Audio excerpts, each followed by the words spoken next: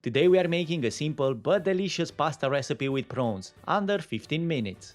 And for more simple recipes like this coming weekly on the channel, make sure you subscribe. Set up a pot of water for the pasta on the heat with some salt in it. And now let's continue with the ingredients I'm gonna be using for this pasta recipe.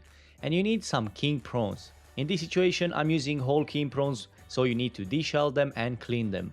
Using a sharp knife, make a shallow incision from the top to the bottom of the prawn. This is necessary so you can remove the vein. If you don't want to be bothered by this process, you can probably find ready peeled cooked prawns. Just bear in mind that using them raw you're gonna get a better flavor to your pasta, so you might want to make the extra effort. After setting a pan on medium-high heat, get about 4 cloves of garlic.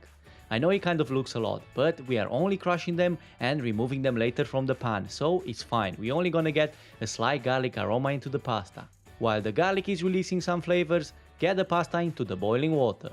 Back to our frying pan, now you can start adding the king prawns. Cook the prawns for about 2-3 minutes or until you see them becoming red. When I get to this point, I like adding different prawns to the recipe. These are ready cooked Greenland prawns, the ones you usually use for prawn cocktails. And they'll bring a slightly different texture and different flavor to the dish. Add a touch of grated ginger, these work very well with the prawns.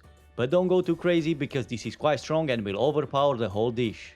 Use the zest of a lemon. Lemon with prawns or lemon with fish in general work very well, so consider even adding some lemon juice in there. At this point follow with about 50 ml of dry white wine. Cook the wine until reduced to a quarter and start seasoning. I'm suggesting you to keep it simple, with salt and pepper and a touch of chili flakes.